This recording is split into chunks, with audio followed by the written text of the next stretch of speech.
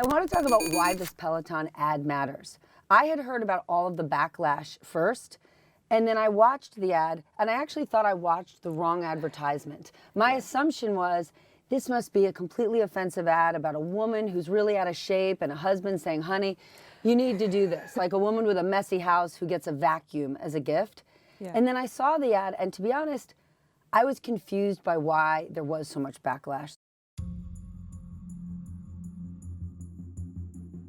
I'm Stephanie Rule, and this is NBC Think. Our think pieces resonate with a lot of readers. Kara, you wrote about the Peloton ad. The Peloton ad being a luxury ad, it was always going to offend some people, but why did this hit so much right now?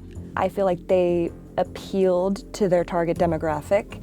You know, I think in 2019, we're used to companies wanting to be more inclusive and more diverse and more exciting. And what I was wanting to explore was what caused like this social media furor, like what really got under people's skin. And I think it was the fact that they had the audacity to just stay in their lane, you know, to feature this really beautiful, really attractive woman who gets this gift in the middle of her multi-million-dollar house in the suburbs, and someone who the way that she looks is not someone we would want to think like, oh, she needs a transformation of her life. She needs a makeover. And I think that was what people took issue with, that they hadn't gone, you know, they didn't do anything exciting or inventive. At the end of the day, Peloton is selling a product to a particular audience.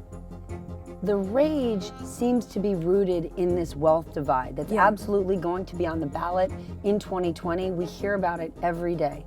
Is that the real issue here? Even not to be contrite, but that we've forgotten the spirit of Christmas? Peloton is not the problem.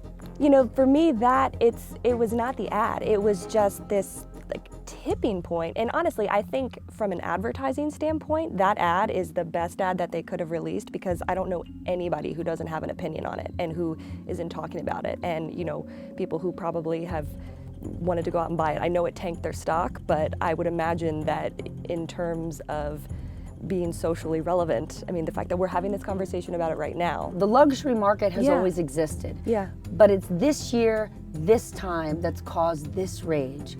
What should that teach us?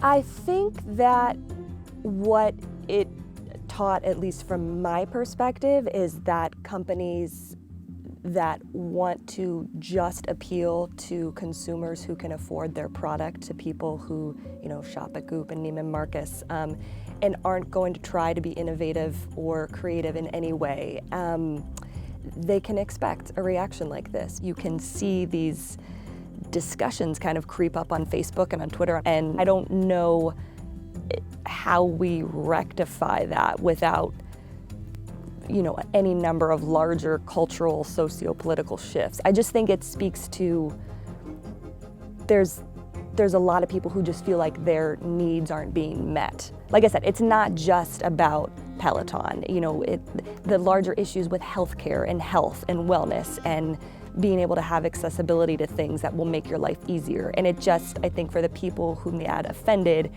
it was just a reminder of it being rubbed in their face.